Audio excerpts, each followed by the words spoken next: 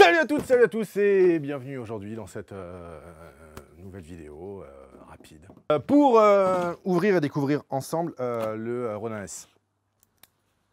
J'ai déjà eu l'opportunité de pouvoir en manipuler un petit peu et je dois vous dire que mon cœur balance entre ça et le Crane 2. Waouh! Hey! Attendez, il y a un cadeau au fond. La notice, probablement. Je sais pas, bon, on verra, ce sera la surprise. Là-dedans, je pense qu'on va avoir plein de, je sais pas, le manuel ou je ne sais quoi. Ronin S dans toutes les langues, super, guideline, star guide, ok. C'est de la lecture, je vais lire ça plus tard. Hop, alors, qu'est-ce qu'on a d'autre? Ok, la valise, ici, elle est équipée d'une ouverture super classe. Je sais pas si vous voyez, mais waouh, ok, et on tourne, super. Qu'est-ce qu'il y a dans la boîte? Alors, waouh, alors venez voir, qu'est-ce qu'on a de beau ici?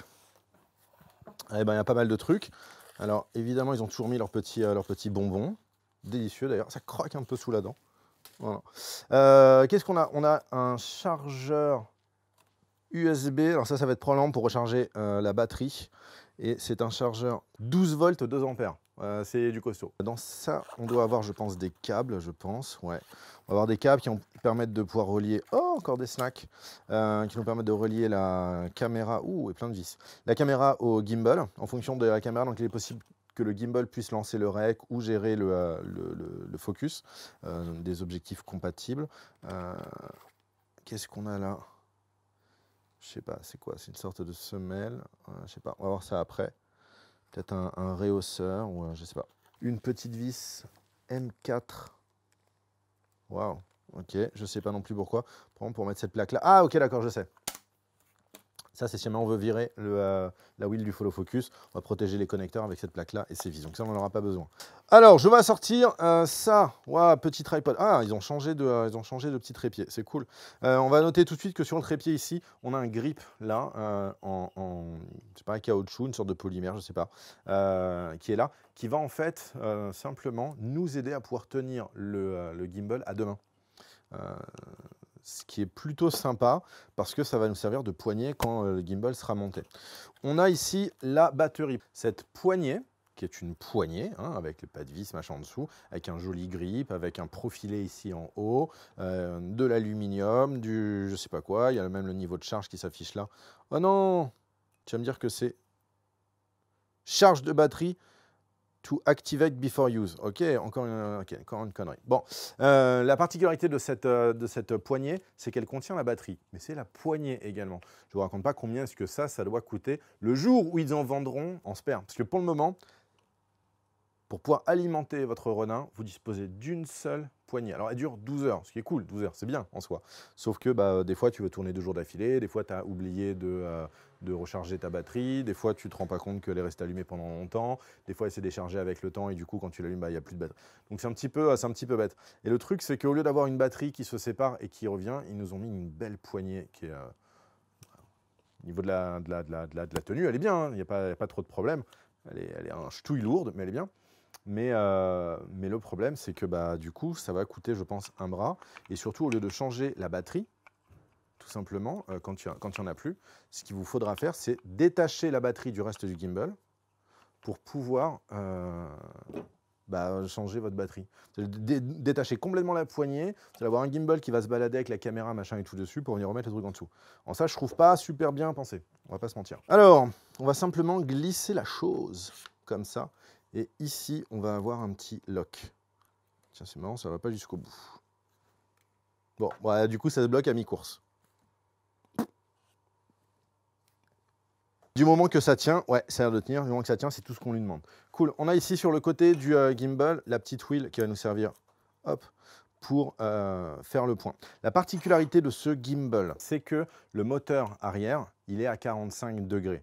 Ce qui est super bien pour pouvoir avoir un accès lisible sur l'écran de notre caméra DSLR, lorsque on n'a pas l'écran qui peut se déporter, mais qui peut poser, de ce que j'ai entendu, des problèmes d'équilibrage lorsqu'on veut gérer cet axe-là, le roll. Parce que l'axe donné par cet angle à 45 degrés fait une sorte de mâchoire quand on met du poids ici. Voilà, c'est un petit peu moins facile à glisser. C'est ce qu'on m'a dit. Je ne sais pas. Je vais peut-être le tester sous vos yeux ébahis.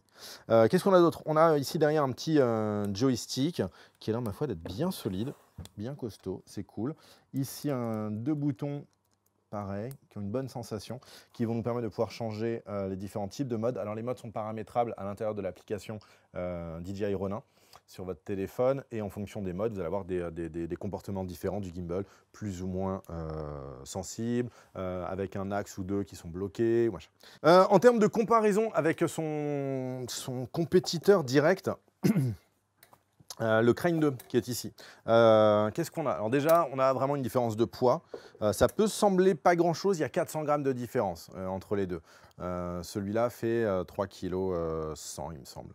2 kg 100 et celui-là fait 1 kg 7. Ça peut sembler pas énorme, mais en fait, à bout de bras, à la fin de la journée, enfin même au bout de 10 minutes, ouais, les 400 grammes, tu les sens. L'autre différence, c'est que lui va porter 400 grammes de moins au niveau des caméras. Lui, on a 3,6 kg et celui-là 3,2 kg en termes de poids. Mais encore une fois, si on porte beaucoup de poids, pas spécialement envie d'avoir un truc à une main. En fait, à 3,6 kg, quasiment 4 kg, c'est bien pour une C100, une C200, une RAID moyennement équipée.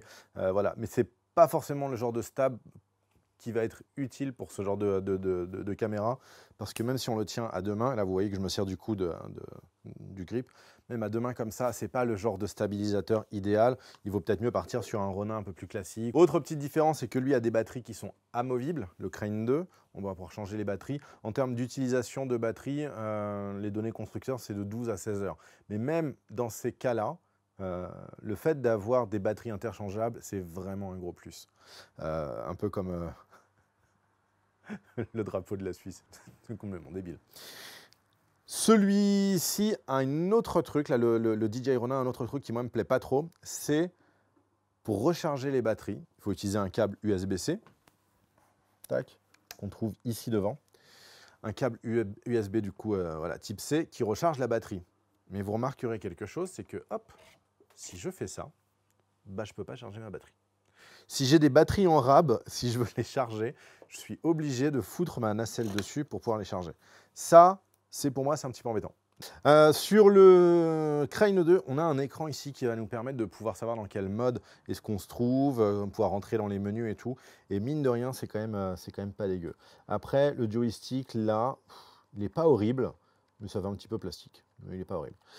Sur le Ronin S, on n'a pas d'écran, on a juste voilà, 3 modes, et pour savoir ce à quoi chaque mode correspond, il faudra lancer l'application. Ce qui est pas ouf. En gros, c'est pas dérangeant si une fois qu'on a préparé nos modes et qu'on les connaît pour le tournage, mais quand on va le reprendre pour un prochain tournage, ben, c'est pas facile de savoir dans quel mode est-ce qu'on était. Donc ça, je pense que c'est pas incroyable. Ok. Alors, moi, ce que je vous propose, dans la mesure où on ne peut pas le lancer à moins qu'on lance une full charge de la batterie et qu'en plus qu'on l'active en ligne, ça, je trouve ça c'est une aberration. Je sors de la boîte, je veux que ça marche en fait. Bref. Du coup, je ne vais pas pouvoir l'utiliser tout de suite. Il va falloir avant que je passe quelques heures à charger les batteries. Donc, dans un premier temps, hop, ce que je vais faire déjà, c'est que je vais tenter un équilibrage sous vos yeux ébahis, mesdames et messieurs. Et on va voir tout de suite s'il est facilement équilibrable. Donc, il va me falloir hop, une vis. Donc, je vais équiper un 5D Mark IV. Pour ça, je vais faire bim bam boum, zam zim zoom. On est parti. Ah, ça, ils ont fait un truc qui est plutôt malin. C'est que la semelle ici emprisonne la vis. Ça, c'est cool. Alors, hop, je me le mets comme ça. Donc, pour l'équilibrer... Ah, putain, c'est... Ok, d'accord. Pas mal vu. On peut le rentrer par devant et par derrière. Ok. Il y a les petits profilés ici pour le faire rentrer par devant ou par derrière le boîtier. Allez, on y va. Donc là, j'ai mis ma semelle. Je la rentre là-dedans. Tac. Alors, je ne sais pas si vous voyez bien. Hop, et je verrouille. Et là, pareil, le truc, il ne va pas jusqu'au bout, c'est pas super. Je vais faire mon équilibrage, commençant par le haut ici. Mon but du jeu, c'est que ça reste parfaitement équilibré comme ça. Bon, là, c'est pas le cas, ça descend pour ça, du coup, je vais bouger ça. Hop, Et je vais faire ça. Nickel. Ensuite, avant-arrière. Wow. Je vais bouger la semelle. Il faut pareil que ça ne bouge pas du tout. Et que quand je veux le faire coulisser avant ou arrière, ce que je fais, c'est que je fais des tout petits mouvements droite-gauche en exerçant une légère pression ou traction dans la direction que je veux atteindre. Hop, une fois que j'ai fait le deuxième, je révérifie le premier, c'est bon, le deuxième, c'est bon. Ensuite, je fais mon droite-gauche. Donc le droite-gauche, il faut que ce soit parfaitement équilibré. Et c'est là. Ah oui, je vois ce que... D'accord, bon, effectivement. Ah voilà, carrément. Ok, donc je vois effectivement c'est dur à faire coulisser. Et pour pouvoir le faire coulisser mieux, si je porte mon boîtier, ça enlève cet effet mâchoire. Et du coup, c'est plus simple à faire coulisser. Mais c'est également moins précis. Ok, là c'est bon. Et enfin, le dernier axe, c'est cet axe-là. Hop là. Wouh, c'est la fête, Lucette. Voilà. Nickel. Et ben voilà, du coup, là maintenant, on est équilibré. Super. Donc voilà la caméra montée sur le Ronin et parfaitement équilibrée. Il n'y a plus qu'à le lancer, sauf que bah, ça ne va pas s'allumer tant que je ne l'ai pas chargé et que je ne l'ai pas activé sur leur site. Ouf. Alors je pensais honnêtement qu'avec un 5D Mark IV, ce serait beaucoup plus lourd que ça. Dans mes souvenirs, c'était beaucoup plus lourd. Ça reste extrêmement lourd, on ne va pas se mentir. À deux mains, bah, à deux mains ça passe. À deux mains, allez. Excellente blague.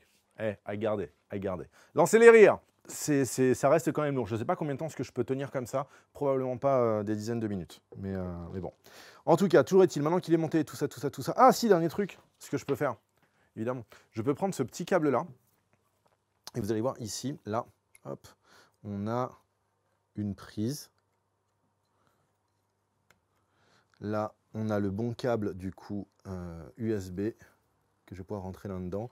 Et normalement, je vais pouvoir lancer le rec depuis le bouton ici et également pouvoir contrôler le focus de mon objectif s'il est compatible, sachant que là, on est sur du 16-35 V3 grâce à la wheel qui se trouve là. Voilà, bon, c'est tout pour cette vidéo. J'avais dit qu'elle serait très courte, effectivement, elle est très longue.